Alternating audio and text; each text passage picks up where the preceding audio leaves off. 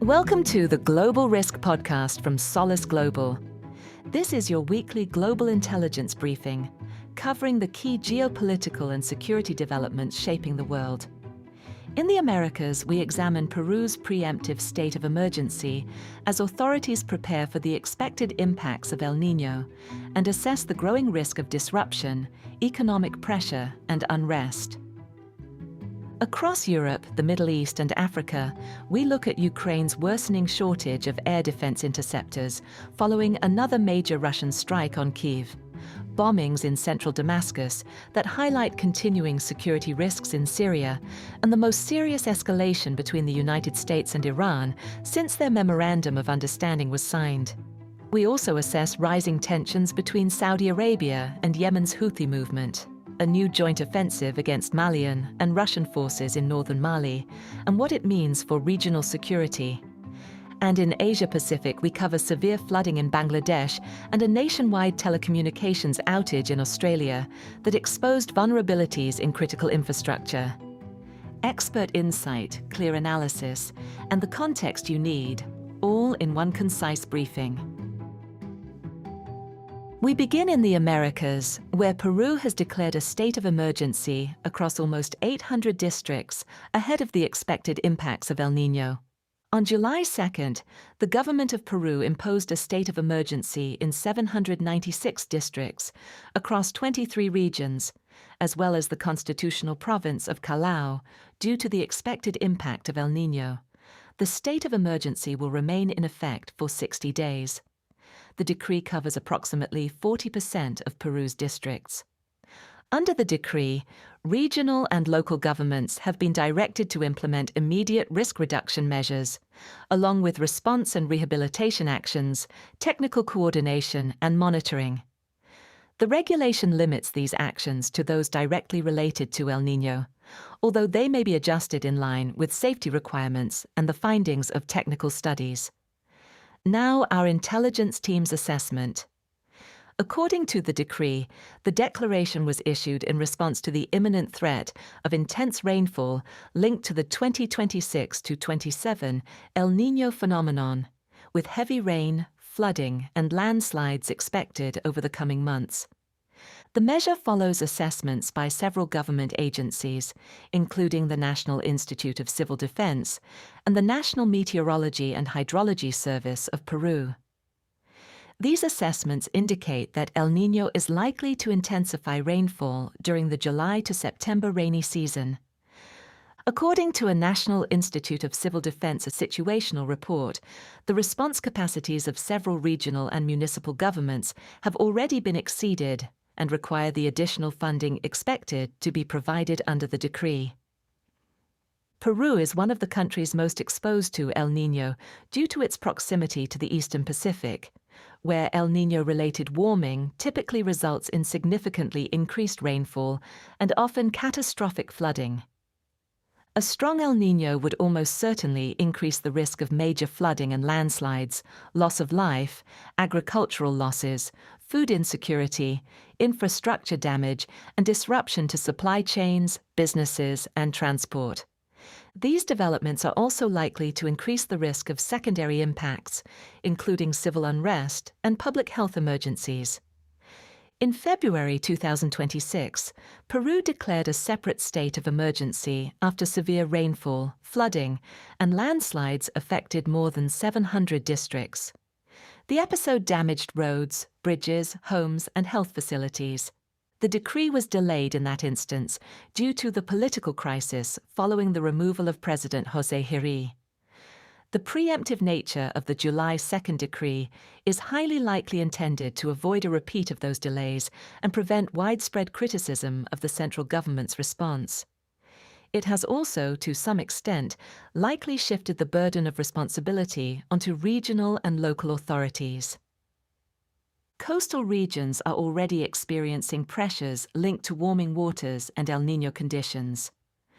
Peru's Commission for the National Study of the El Niño phenomenon has warned that coastal El Niño conditions could continue until February 2027.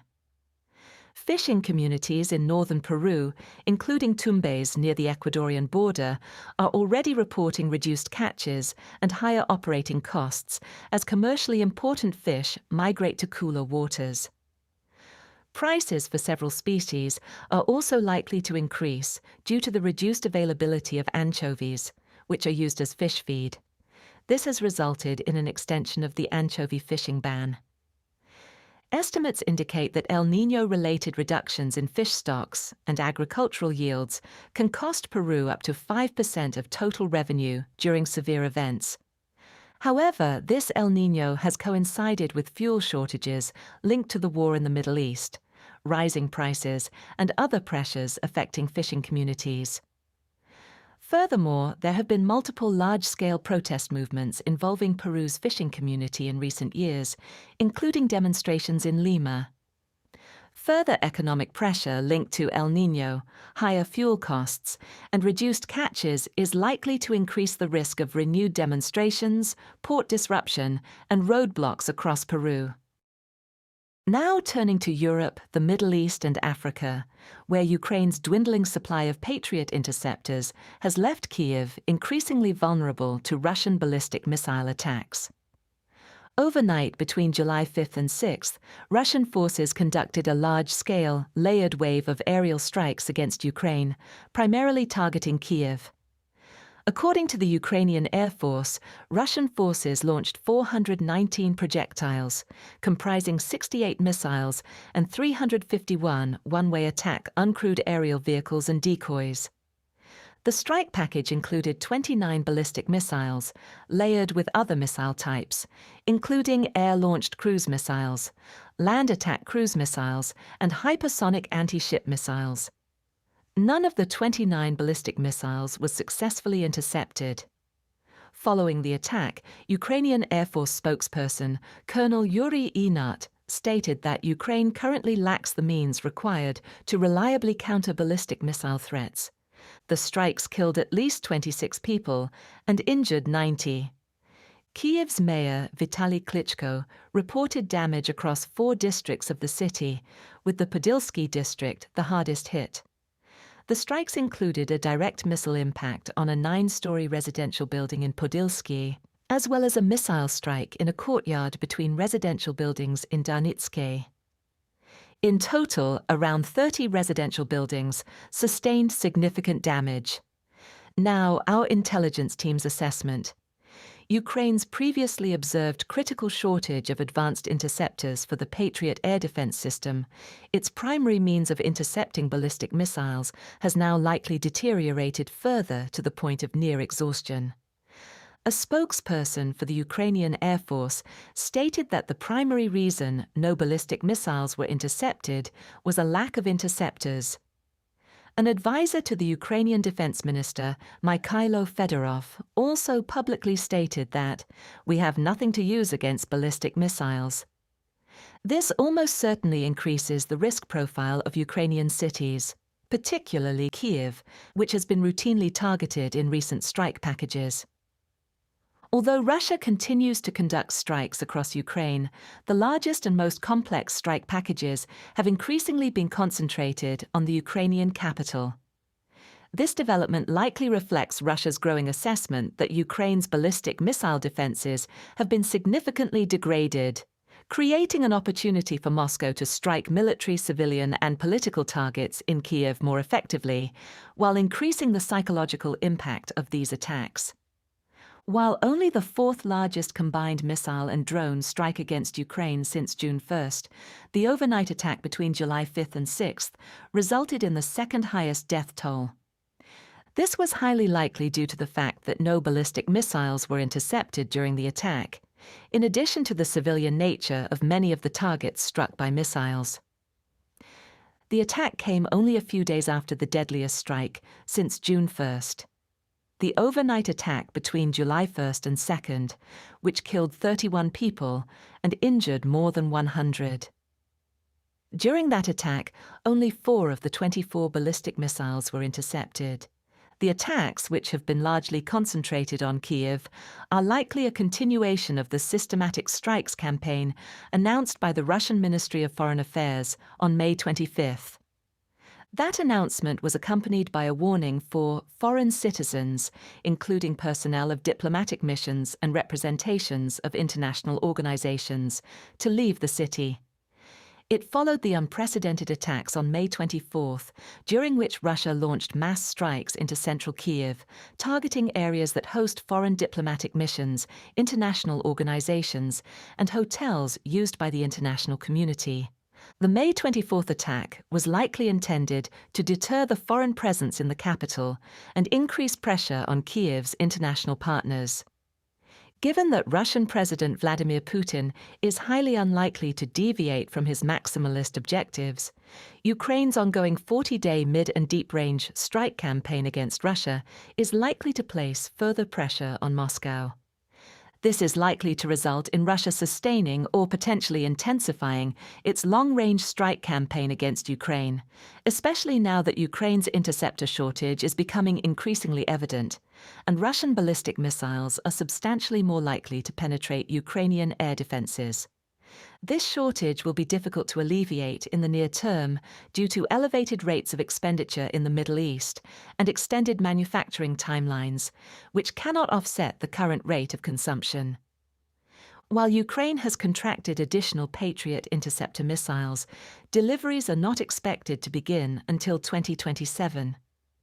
On July 6th, Ukraine's Defense Minister, Mikhailo Fedorov, appealed to allies to provide Ukraine with interceptors from their current inventories, to be replenished once future deliveries arrive.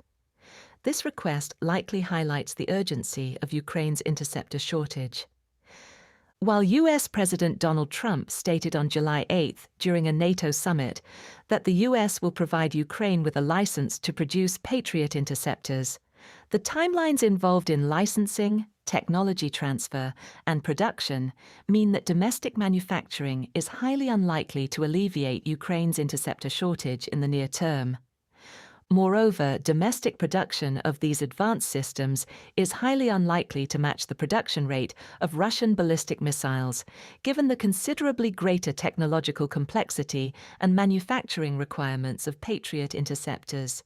European alternatives, along with Ukraine's domestically produced counter-ballistic system, are also unlikely to offset this capability gap in the near term due to limited production rates and the time required to develop, test, certify, and field alternative anti-ballistic missile systems at scale. Even if Ukraine's interceptor shortages were addressed to a meaningful degree, these systems would likely be positioned to maximize the defense of Kyiv. This would almost certainly leave other urban centers, industrial areas, critical infrastructure, and additional potential targets more exposed to the Russian ballistic missile threat. Russia would likely respond by adopting a more dispersed targeting strategy, designed to complicate Ukrainian air defense planning and exploit gaps in coverage, with cities such as Odessa, Lviv, and Kharkiv increasingly targeted instead of Kyiv. Russia's exact inventory of ballistic missiles is not known from open sources, and there is some evidence, such as the use of anti-ship missiles repurposed for ground attack, to suggest that Moscow is using other systems to supplement its missile inventory. However, if current trends continue, Russia is set to launch more than 1,000 ballistic missiles in 2026, marking a 15-fold increase compared with 2023. This would be sufficient to sustain large ballistic missile salvos at a cadence of approximately once every 1 to 2 weeks, broadly consistent with recent Russian strike patterns. However, if Ukraine remains limited in its ability to intercept ballistic missiles, the need to expend large numbers of missiles per salvo to overwhelm air defenses may be reduced. This would allow Russia to preserve its stockpiles or adopt more flexible targeting patterns, potentially resulting in smaller but more frequent attacks on Kyiv. In Syria, 2 bomb attacks in central Damascus have reinforced concerns over the government's ability to secure the capital and protect key diplomatic and government sites. On July 2nd, at approximately 3:30 p.m. local time, an explosion occurred at a cafe on Al-Nasr Street in the Al-Marja district of central Damascus, close to the Palace of Justice. The Syrian Health Ministry stated that at least 10 people were killed and 22 others injured in the blast. The cafe was reportedly destroyed by the explosion. Authorities have launched an investigation into the cause of the explosion.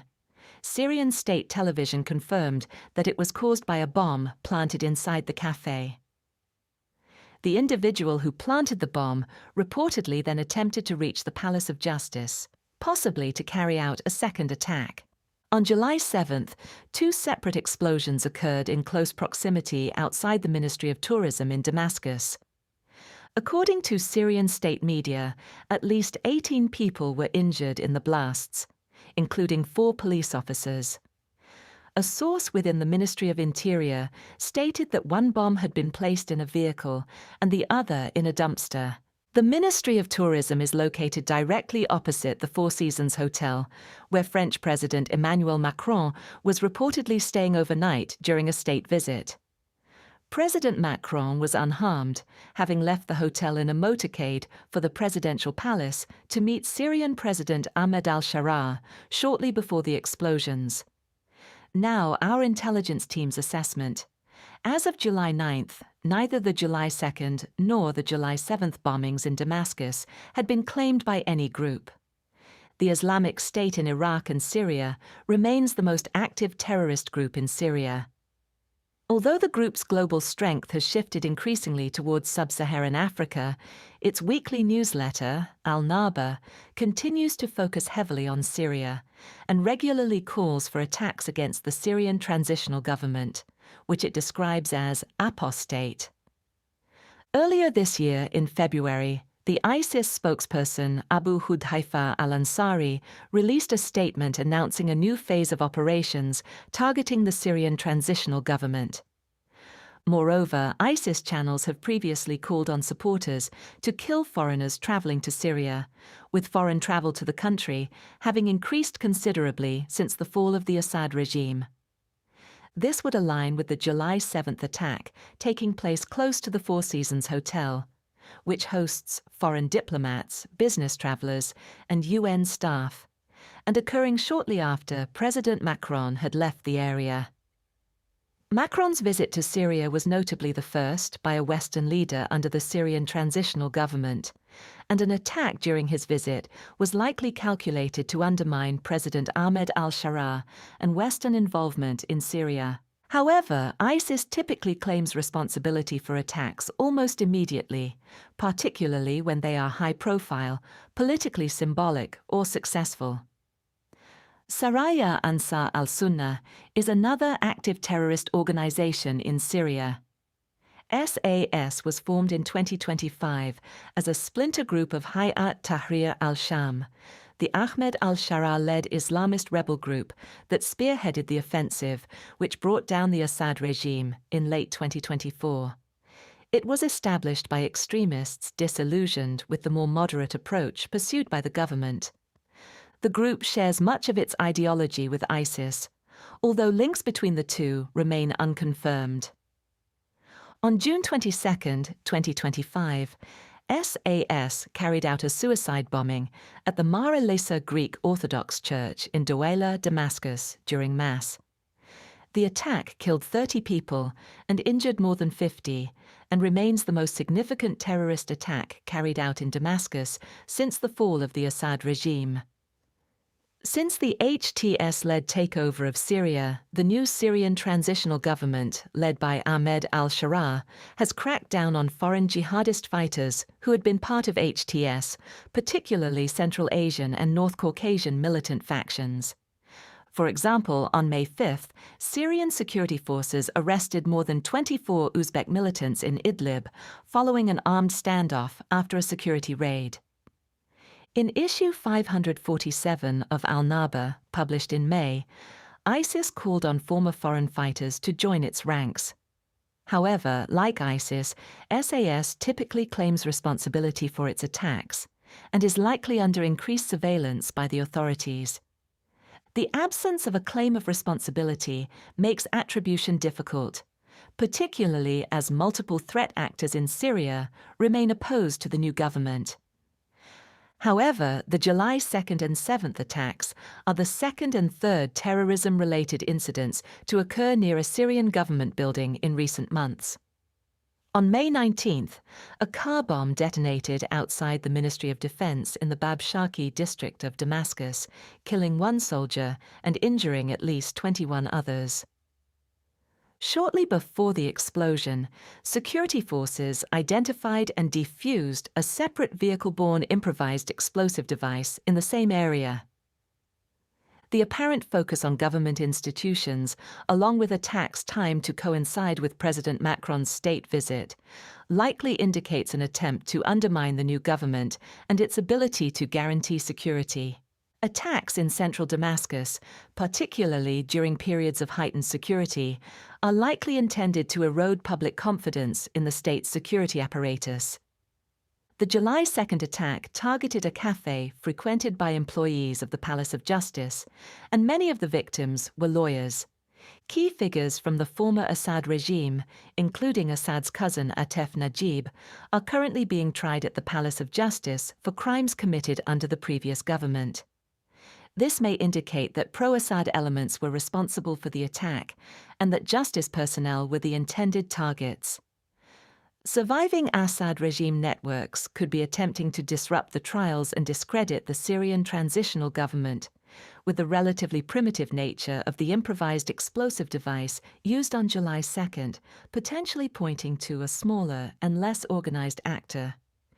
If the attack is confirmed to have been carried out by Assadist elements, which are largely drawn from the Alawite minority, it could increase the risk of security operations, renewed sectarian tensions, and further counterinsurgency operations in the predominantly Alawite coastal governorates of Latakia and Tartus.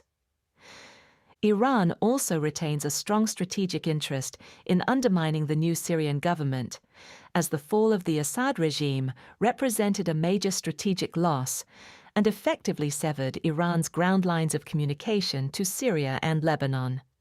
While there is currently no evidence of Iranian or Assadist involvement, there is a realistic possibility that Tehran would seek to support Assad loyalists in pursuit of its objectives in Syria, while maintaining a high degree of plausible deniability.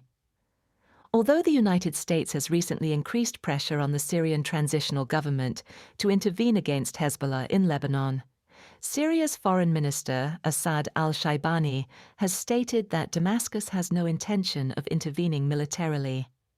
Following the July 2nd attack, a regional expert briefing the media stated that there were no indications from Hezbollah supporters suggesting that Damascus had been identified as a target in recent days. While investigations remain ongoing and attribution has yet to be publicly confirmed, the attacks likely indicate that hostile actors remain capable of conducting operations in central Damascus. Government forces are also likely overstretched by ongoing counter-terrorism operations, efforts to contain sectarian violence, the unresolved civil war, and the need to provide general security. In response, the authorities are likely to maintain a heightened security posture in Damascus over the coming weeks, resulting in an increased number of checkpoints, vehicle searches, and patrols, particularly around government buildings, diplomatic sites, and other high-profile locations. The authorities may also conduct additional raids against suspected militant cells, which could lead to localized firefights, temporary movement restrictions, and other security measures. Turning to the Middle East, the United States and Iran have exchanged their most significant strikes since signing their Memorandum of Understanding, raising fresh concerns over the future of the ceasefire. The funeral of Iran's former supreme leader, Ali Khamenei, who was killed in the early stages of the conflict, began on July 4th and is due to conclude on July 9th. Ceremonies have been held in Tehran, Qom, and Mashhad. Qatar's foreign ministry had earlier said that US-Iran negotiations would be paused during the funeral and would resume after July 9th. International media reported that as many as 12 million people have attended the processions, with some mourners recorded chanting, "Death to the Compromiser," in reference to President Masoud Pezeshkian for engaging in negotiations with the United States. Overnight on July 6th to 7th, the UK Maritime Trade Operations stated that a tanker had been hit by an unknown projectile close to the coast of Oman in the Strait of Hormuz. The tanker was later identified as the Marshall Islands-flagged Qatari LNG tanker Al Rakayat. Further reports indicate that 2 other vessels, including the Saudi Arabia-flagged crude oil tanker Wedyan, were also struck. Overnight on July 7th to 8th, U.S. Central Command conducted strikes against Iran, stating that it had hit more than 80 targets. These included Iranian air defense systems, command and control networks, coastal radar sites, anti-ship missile capabilities, and more than 60 Islamic Revolutionary Guard Corps Navy fast attack craft in and near the Strait of Hormuz. Iranian media reported explosions in the southern port city of Sirik on Keshm Island and in areas near Bandar Abbas. A U.S. official described the strikes as larger than previous U.S. retaliatory strike packages against Iran. Concurrently, the U.S. Treasury revoked the sanctions waiver that had permitted the open sale of Iranian oil on international markets under the Memorandum of Understanding. On July 8th, missile alerts sounded in Bahrain and Kuwait. The IRGC claimed it had conducted a joint missile and drone operation against U.S. military targets in the Salman Port area, the U.S. Fifth Fleet headquarters in Bahrain, and Ali al-Salam Air Base in Kuwait. Kuwaiti authorities stated that 2 ballistic missiles and 13 drones were intercepted. Speaking at the NATO summit in Ankara, Turkey, U.S. President Trump stated that he believed the Memorandum of Understanding with Iran was over, and that while he might allow peace talks to continue, he considered them a waste of time. He also referred to the Iranian leadership as scum. Overnight on July 8th to 9th, the U.S. conducted a larger round of strikes. CENTCOM stated that it had hit approximately 90 targets across Iran. Preliminary reports indicate that U.S. strikes also targeted Iranian bridges, with state media reporting a strike on a railway bridge in Golistan province, and the IRGC reporting that 2 bridges on the route to Mashhad had been struck.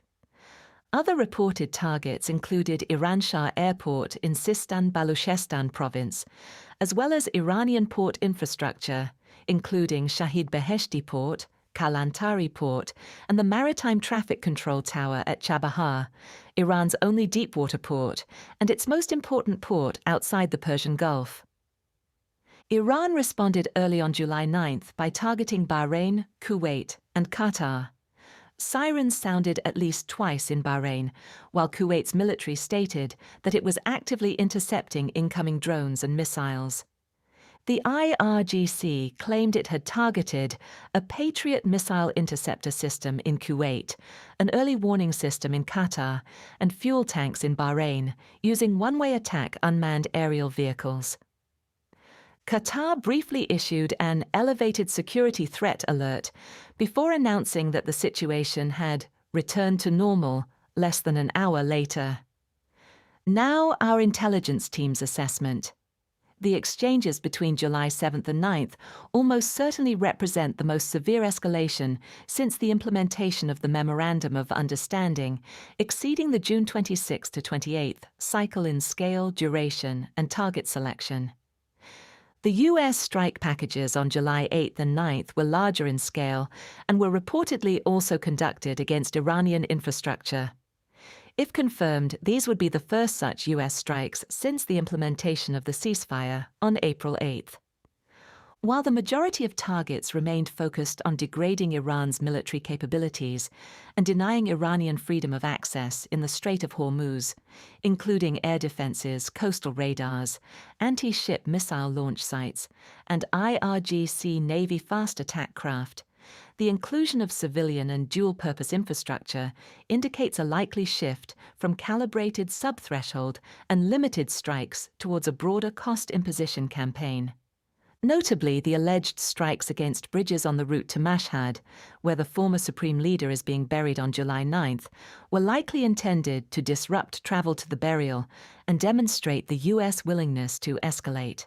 The concurrent revocation of the oil sales waiver also likely removes the principal economic incentive Tehran derived from the Memorandum of Understanding. The combination of expanded strikes and economic pressure likely indicates that the Trump administration assesses Iran will only be deterred from further attacks on shipping through escalation, rather than through the negotiation track alone. It is also likely part of a strategy aimed at increasing pressure on the IRGC, which has increasingly operated outside the agreed parameters of the de-escalation framework being negotiated with Iran's civilian government. However, this approach likely risks a total collapse of the Memorandum of Understanding and a return to full-scale regional conflict. In the event of such a return, there is a realistic possibility that Iran would target critical infrastructure, including ports and airports across the Gulf, as these would represent analogous targets to those struck by the US. This is a strategy Iran employed during earlier stages of the conflict. Iran almost certainly retains the capability to escalate in response to US attacks. It continues to demonstrate the capacity to launch multi-axis missile and drone salvos against targets across the Gulf at will, and its principal form of leverage, disrupting transits through the Strait of Hormuz, almost certainly remains intact. Some escalation options were publicly outlined by a spokesman for the Iranian Parliament's National Security Commission on July 8. These included withdrawing from the Nuclear Non-Proliferation Treaty, changing Iran's nuclear doctrine, and closing the Bab al-Mandeb Strait. Moreover, in its statement on July 9th, following the retaliation strikes, the IRGC said that if U.S. aggression is repeated, its strikes would be expanded to other American bases in the region. Closing the Bab al-Mandeb Strait would almost certainly require Houthi participation, and the recent deterioration in Houthi-Saudi relations almost certainly increases the credibility of this threat. In addition to threatening the broader Memorandum of Understanding, cycles of escalation originating in the maritime domain since the implementation of the first ceasefire on April 8th have repeatedly led to renewed Iranian strikes against terrestrial targets across the Gulf and Jordan. This pattern was first observed with Iranian attacks on the UAE, and more recently against Jordan, Kuwait, Bahrain, and now, possibly, Qatar. The targeting of Qatar on July 9th, if confirmed, would represent the first direct Iranian targeting of Qatari territory since the April 8th ceasefire, and a significant departure from the target prioritization pattern observed since June, under which Iranian retaliation had been confined to Bahrain and Kuwait. However, early indications suggest that the strikes against Qatar were highly limited. Such an attack would likely have been intended to demonstrate the IRGC's willingness and capability to expand attacks across the Gulf beyond Bahrain and Kuwait, targeting a state with which Tehran maintains close relations and is likely to calculate would not respond significantly. Iran had avoided directly targeting Saudi Arabia and Qatar since the implementation of the ceasefire on April 8th. Saudi Arabia highly likely exerts the greatest level of deterrence against Iran and has maintained regular diplomatic communication with Tehran, while Qatar is currently serving as an active mediator in the US-Iran talks. However, it is notable that the vessels attacked by Iran in the Strait of Hormuz were Saudi Arabian and Qatari-owned. The vessels were reportedly transiting with AIS turned off and were making an outbound transit through the Strait of Hormuz via the Omani route, rather than Iran's approved transit corridor. According to Iranian state television, the Al Rikayat had also reportedly ignored IRGC warnings. It remains unclear whether the vessels were targeted because of their ownership links to Saudi Arabia and Qatar. The attacks likely indicate that the IRGC is prioritizing Iranian control of the Strait of Hormuz over efforts to de-escalate with regional powers. Currently, Iranian retaliation strikes are less likely to directly target Saudi Arabia, the UAE, and Oman, although direct strikes against these countries cannot be ruled out in the event of a return to full-scale regional conflict. Senior Iranian officials and the IRGC have repeatedly threatened to conduct strikes against U.S. military assets across the region in response to continued aggression. Iranian aggression and its lack of adherence to the Memorandum of Understanding are highly likely to be reinforced by the IRGC, which has increasingly consolidated power in Tehran, acted independently of the civilian government, and signaled its total opposition to U.S. demands. The funeral processions for Iran's former supreme leader are ongoing, with the sentiments of anti-negotiation hardliners likely being reinforced by the proceedings. The lack of a fully coherent regime in Tehran, with a unified negotiating position, will almost certainly continue to complicate the negotiation process. It also increases the likelihood that elements within the IRGC will fail to comply with any agreements reached by Tehran's civilian government and negotiating team, resulting in sustained ceasefire violations and recurring cycles of escalation. Elsewhere in the region, an escalating exchange of threats between Saudi Arabia and Yemen's Houthi movement has increased concerns over security in the Red Sea and Bab al-Mandeb Strait. On July 3rd, the Houthis' military spokesman, Yahya Sari, announced that Houthi forces had confronted Saudi Arabian warplanes that allegedly attempted to prevent an Iranian civilian aircraft from landing at Sana'a International Airport in Houthi-controlled Yemen. The Houthi spokesman threatened that any repeated airspace violations would be met with retaliatory strikes against Saudi airports and other vital interests on land and sea. This was the first direct flight between Tehran and Houthi-controlled Sana'a in Yemen in more than 10 years. Israeli media reported that the flight was transporting senior Houthi officials to the funeral of the former Iranian supreme leader, Ayatollah Ali Khamenei, who was killed in the opening strikes of the war on February 28. After the Islamic Revolutionary Guard Corps-affiliated Mahan Air A340 landed in Sana'a, Yemeni channels began publishing footage that allegedly showed Royal Saudi Air Force fighter jets and anti-aircraft activity over the city. The A340 later departed Sana'a and arrived in Tehran without incident, according to open-source flight tracking data. On July 4th, the spokesman for the Saudi-led coalition supporting Yemen's internationally recognized government, Major General Turki al-Maliki, pledged a response of unprecedented determination and force to any attempts to target Saudi Arabia or violate Yemeni sovereignty. He dismissed the Houthi threats and stated that the group's posture had exposed civilian infrastructure in Houthi-controlled Yemen to potential targeting. Between July 4th and 5th, clashes between the Houthis and Saudi-backed forces of Yemen's internationally recognized government were reported south of Hodeidah. Sources speaking to international media stated that 16 fighters from the internationally recognized government were killed, while a government minister claimed that more than 50 Houthi fighters had been killed. If confirmed, this would represent the most serious fighting between the two sides since 2024. On July 5th, a bulk carrier transiting the Red Sea reported being attacked by unknown armed assailants in a skiff, approximately 13 nautical miles off the Yemeni coast near Al-Durayhimi, a Houthi-controlled area. On July 7th, Houthi Political Bureau member Abdullah al-Nuaimi issued an ultimatum to Saudi Arabia.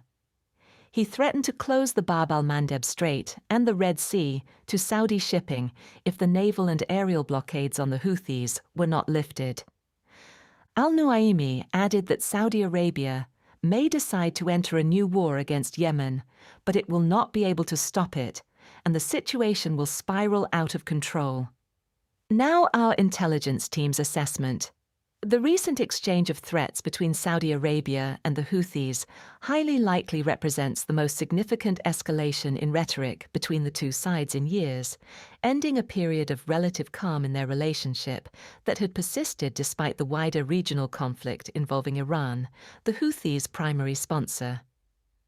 In February, Saudi Arabia announced a significant aid package for Yemen as part of broader financial support for the Houthis, following the 2023 roadmap understandings. In May, Saudi Arabia and the Houthis also agreed to their largest prisoner exchange, almost certainly in an effort to preserve the status quo and prevent the Houthis from being directly drawn into the current conflict.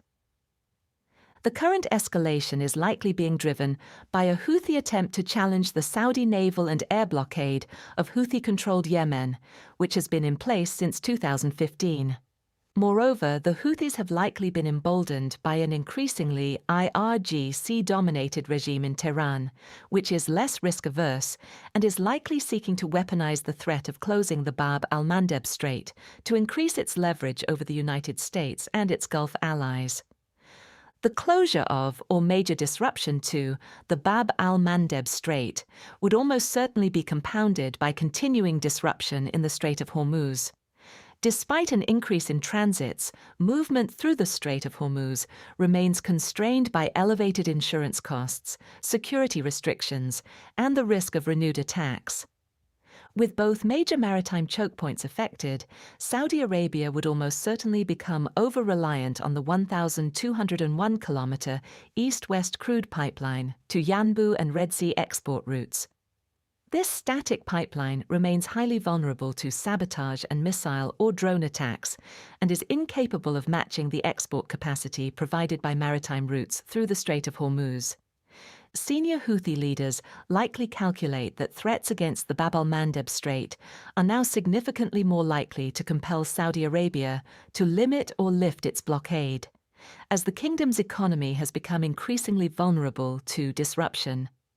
However, lifting the blockade and re-establishing an Iran-Houthi air corridor would almost certainly improve Tehran's ability to supply the Houthis with weapons, equipment, funds, personnel, and other support.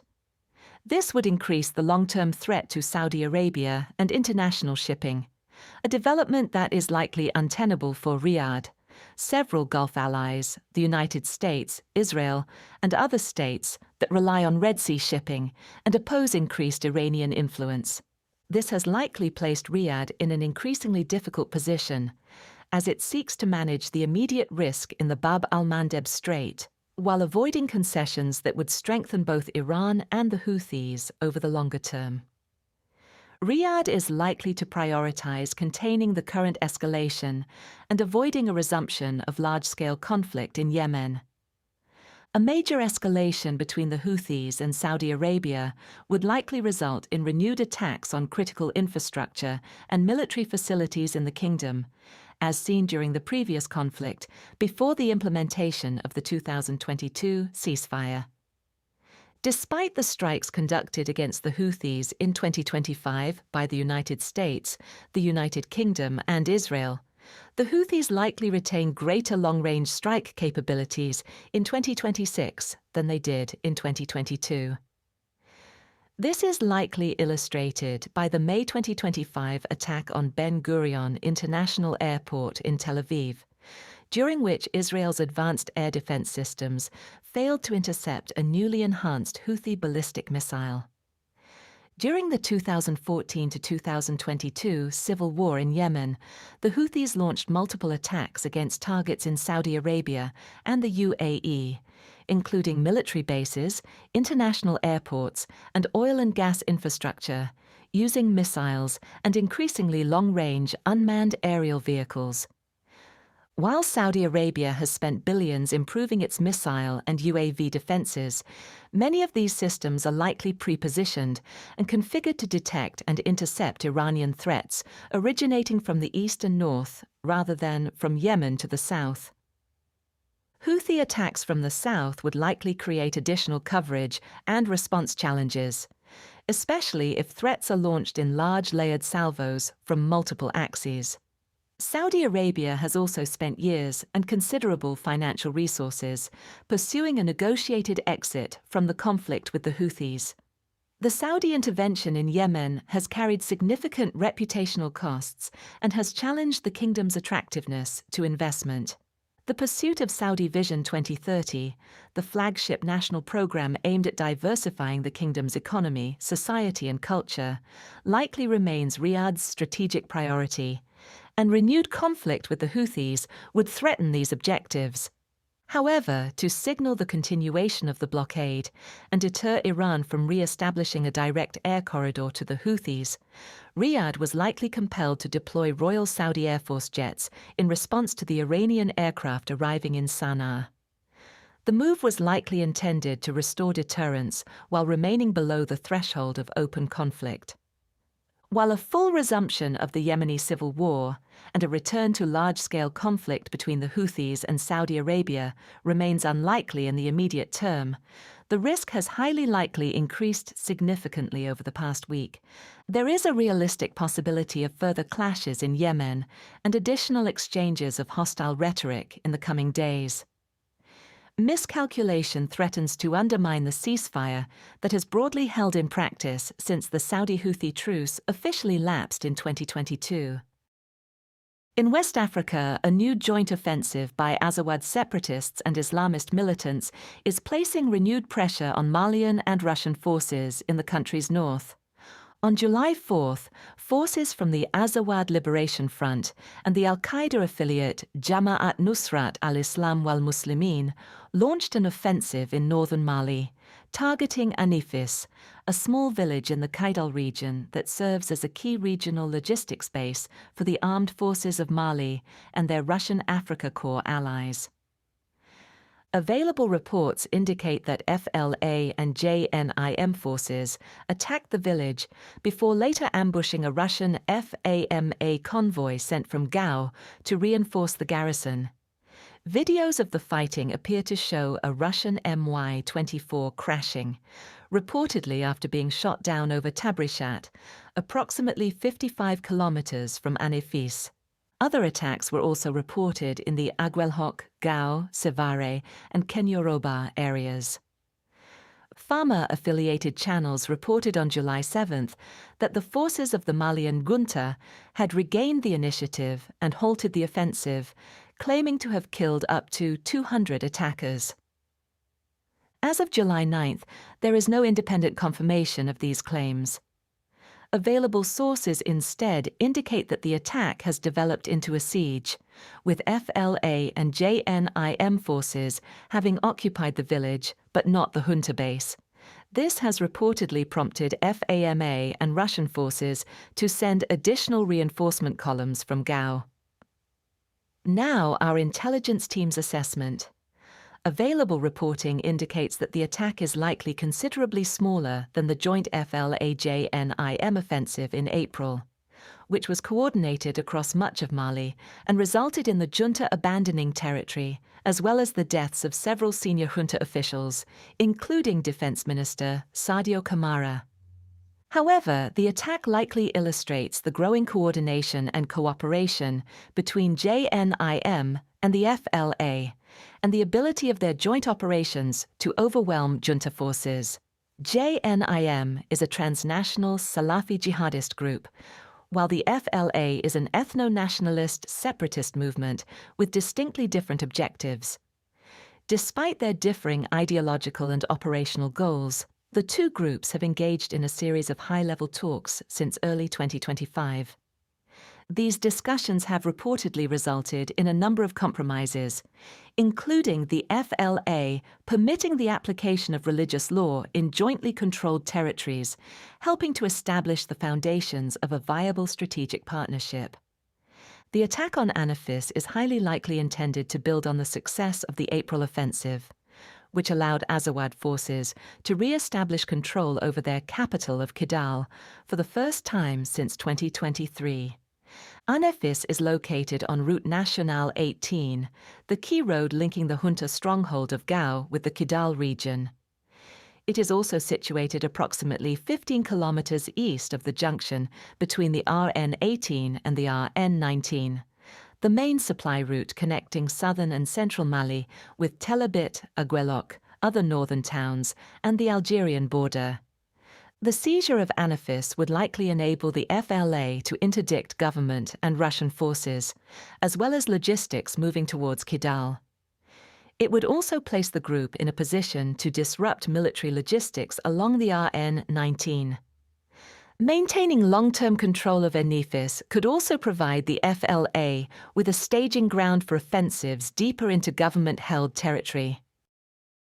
Now shifting to Asia-Pacific, severe flooding in Bangladesh has caused widespread disruption, with further rainfall expected to prolong the crisis. Starting on July 5th, severe flooding affected parts of Bangladesh, with the eastern region of Chattogram being the hardest hit.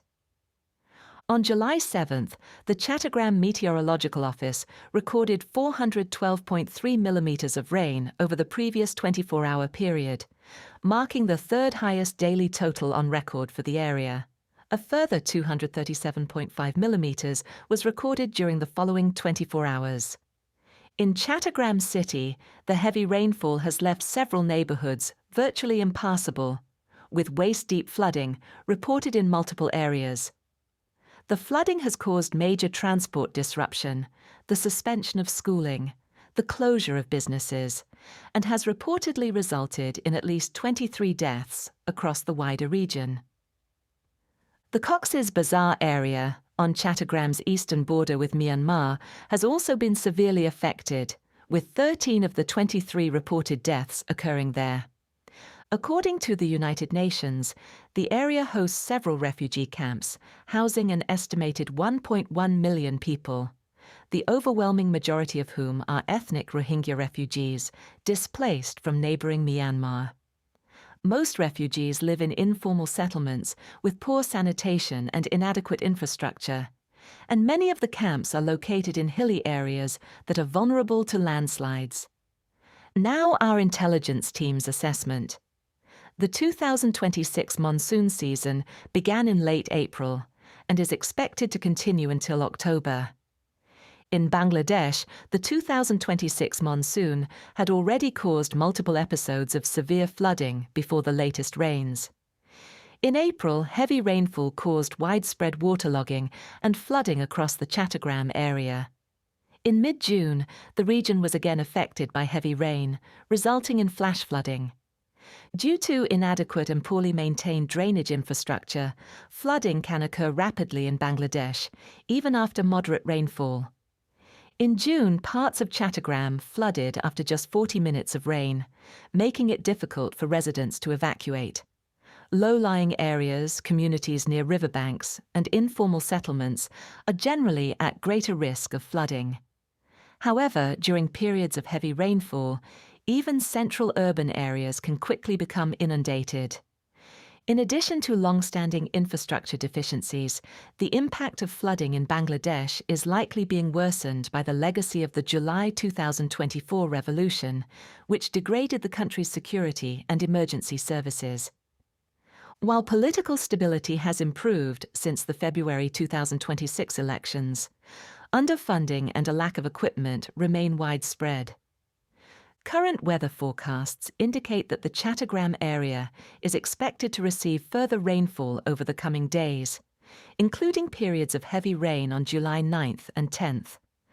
This is likely to sustain flooding in low-lying and poorly drained areas, further disrupt road travel, and increase the risk of additional landslides and infrastructure damage.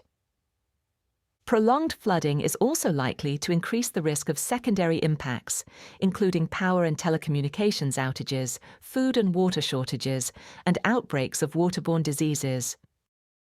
And finally, in Australia, a nationwide telecommunications outage has highlighted the risks associated with dependence on a single critical infrastructure provider. On July 8th, at approximately 4:30 a.m. local time, a reported software defect triggered a major nationwide outage across Telstra's mobile network. The disruption affected calls and data services for Telstra customers, as well as users of several providers that rely on Telstra's infrastructure. At approximately 4 p.m., Telstra announced that all services had been restored. The company attributed the outage to a software defect affecting GPS time synchronization nodes, rather than malicious activity or a cyber attack. The Telstra outage caused widespread disruption to telecommunications networks, as well as secondary disruption to transport, payment systems, and some emergency communications. Regional train services in Victoria and New South Wales were suspended, and the Australian Railtrack Corporation paused freight trains as a precaution.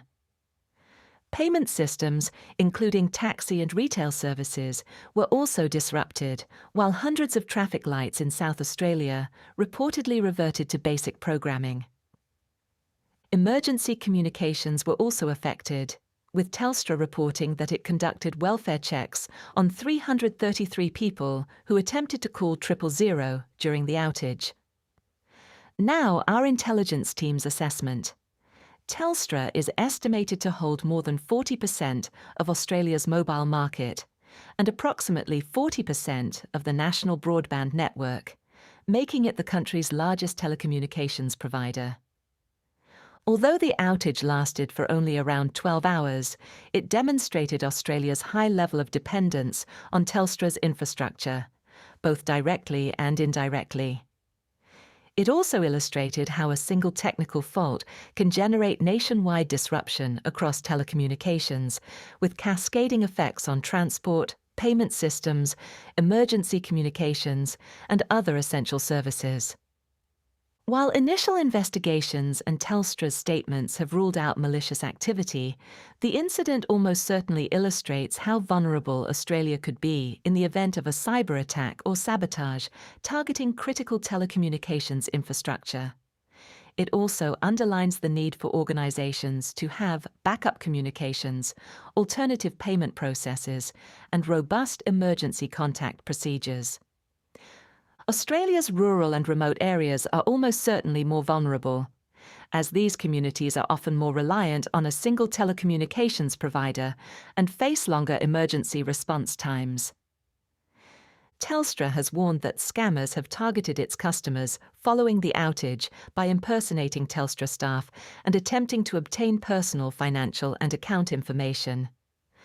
Further fraud attempts are highly likely in the coming days. Telstra has advised customers to verify all communications through official channels and not to provide any personal or financial information in response to unsolicited calls, messages, or emails claiming to represent the company. That concludes this week's Global Intelligence Briefing. These updates are part of our Global Intelligence subscription, which includes weekly reports, in-depth briefings, and live Q&A sessions with our experts. To learn more, visit solisglobal.com. Thank you for listening.